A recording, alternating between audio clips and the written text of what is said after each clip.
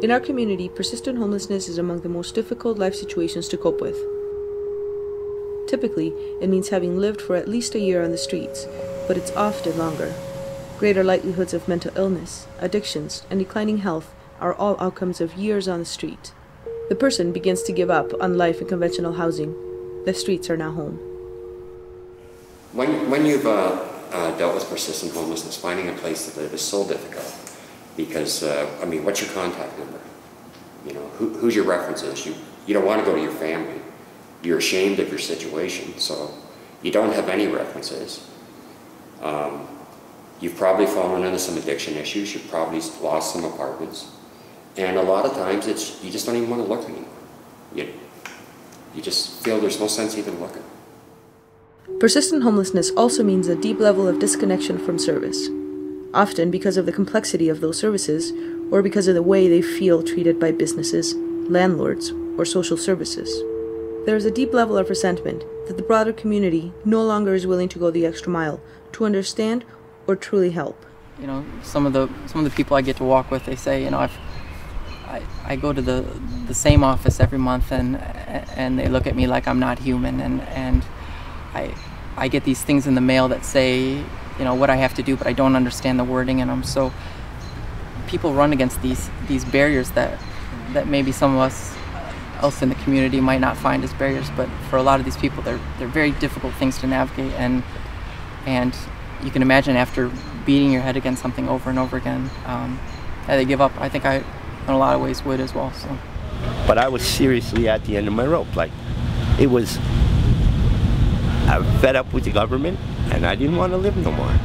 If they weren't going to help me out and give me at least a pension for all the bullshit I've had to go through with all the jobs that I've had over the years, I would have ended it. I would have. Going from having everything and then losing everything and going into shelters and being on welfare and disability, the biggest thing is a lot of people don't want to rent to people that are on welfare or disability. I find that some landlords I've had said to me, you know what, it all looks nice on paper, but then when it comes to it, it's like, I'm sorry, but someone else took it. And I felt very bad and upset, and I'm going, what did I do?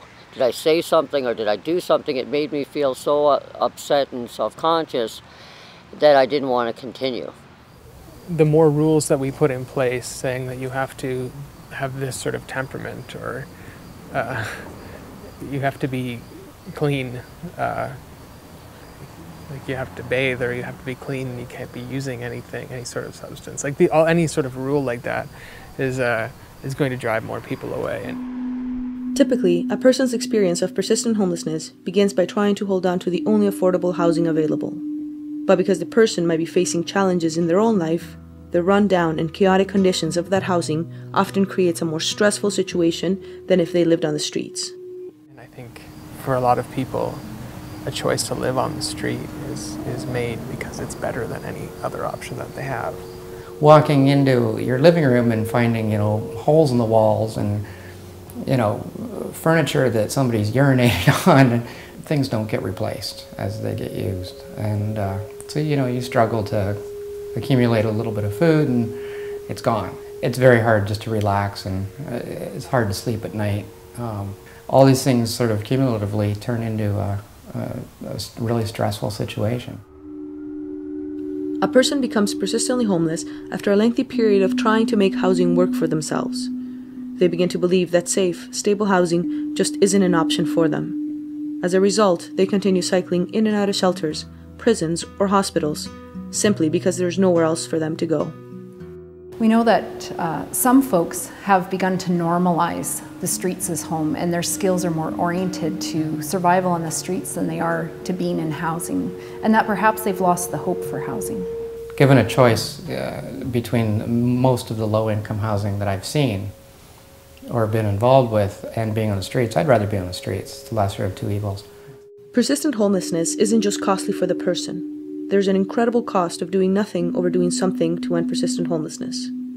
In the absence of real flexible housing, many rely heavily on costly emergency services, like ambulance and hospitals. A local study found that it's 10 times more expensive to leave these men and women in a homeless situation than it is to create safe, stable housing. People experiencing persistent homelessness on a per diem basis cost 10 times more. You know, it's that 10% of folks use up 90% of the resources, and we're looking at how we can maximize resources and best serve people. Well, most of them don't have any primary health care contact that they can use, so ambulance has typically been the final level of the social safety net. If they don't have a family doctor, if they don't have anyone else to call, it's easy just to call 911. And we have people that have called us. I have one client that is in our registry 500 times, so we've carried that fella 500 times in the last couple of years.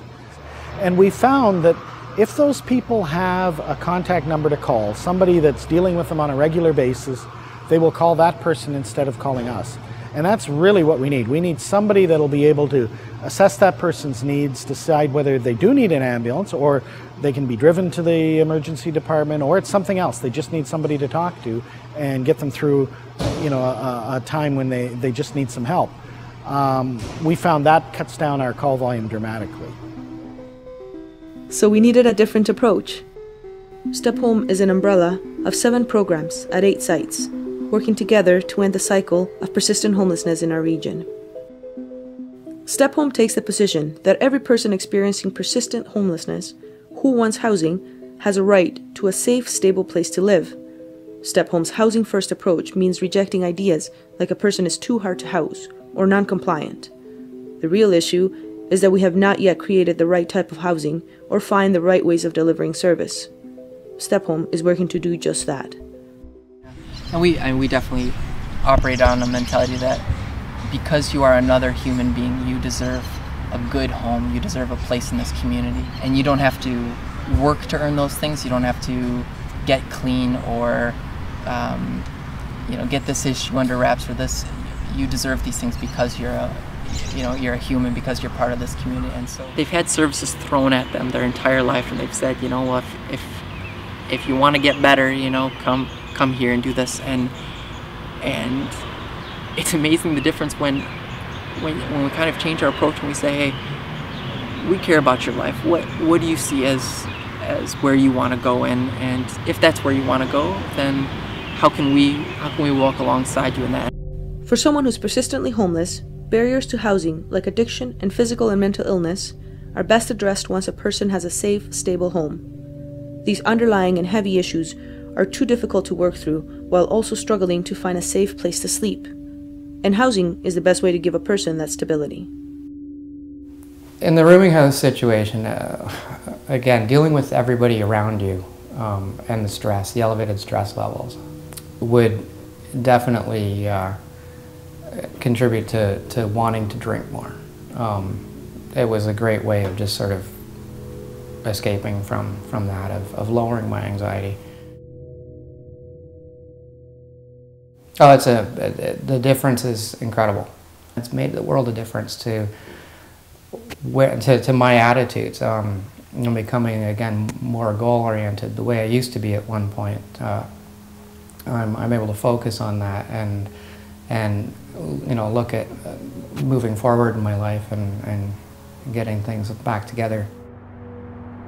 When a person has been persistently homeless for many years, the idea of once again having a safe place to live is a very fragile one. But the process of searching for housing often isn't the first step. Applying for social services can be difficult. A person needs to wait while they apply for ID. They may need to find a doctor if they have to apply for disability benefits. A process that can last up to a year while they get tested and wait for results.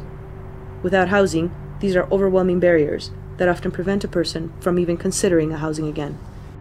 If all conventional sources of funding have been exhausted, and yet there's an opportunity to move a person or transition a person into a safer or more stable housing arrangement, then we're going to spend the money to make that happen with the Flex Fund.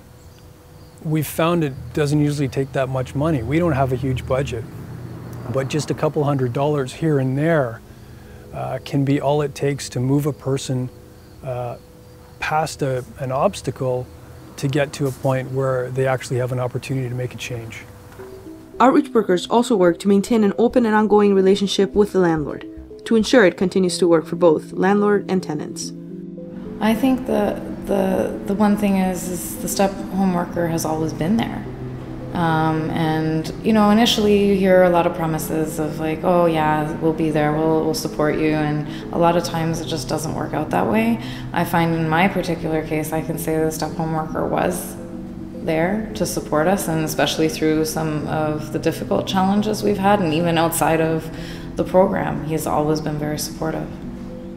These guys step up to the plate. When they say something, they do it.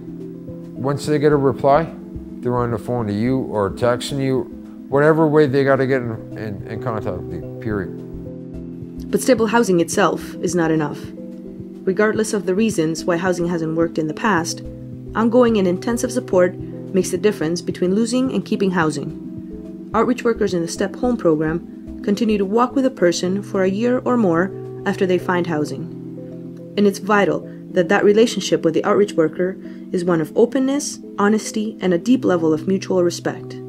Relationships are the foundation of housing somebody. When they're struggling through these heavy issues in their life, it's important for somebody to be open and honest and real and trusting with them, and to allow them to lead the relationship because it's their life. A big part of my job is just, you know, offering to really kind of walk alongside them and to identify what kind of supports they might find helpful in that. You know, whether that's supports for an addiction, whether that's you know, a counselor to talk to, whether that's just sitting and having a coffee with me. We'll go talk to landlords together, you know, and as they have questions through the whole thing, we'll kind of talk through all that. Allowing that relationship to be equalized a little bit, where you don't have one authoritative figure and one needy figure. You've got that sort of equality in the relationship, I think, is a huge, huge dynamic. And it goes to providing that the person that is needing help with dignity, with some, which breeds self-respect and all these other great things that help people get on with their lives. So the combination of flexibility and genuine relationship is having a real impact.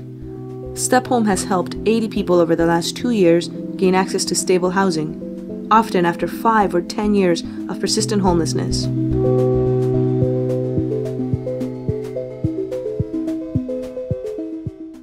But these impacts go well beyond simple housing.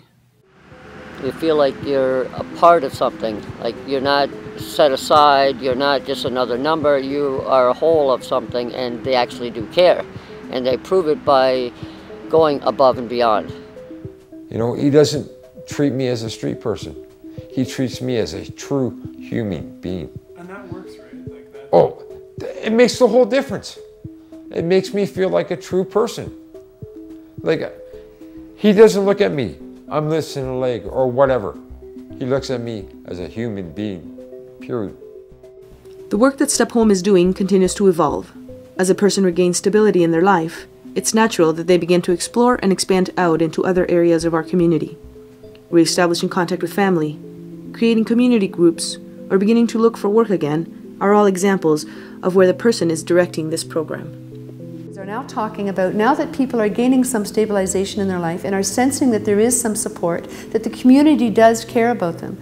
The problem is now is how do a person then move into the community in a more integrated manner. So we're calling that community integration. And that is a real a difficult place to go, because that now demands not that we provide services and support to people, but that the community now opens itself up to accepting and welcoming people. And my hope is that this program is helping to allow people to understand that people are just people, regardless of their problems or the depth of the issues or the severity of some of the behaviors that might be exhibited, that underneath that lies a person who's saying, who cares about me? And that's a universal human cry.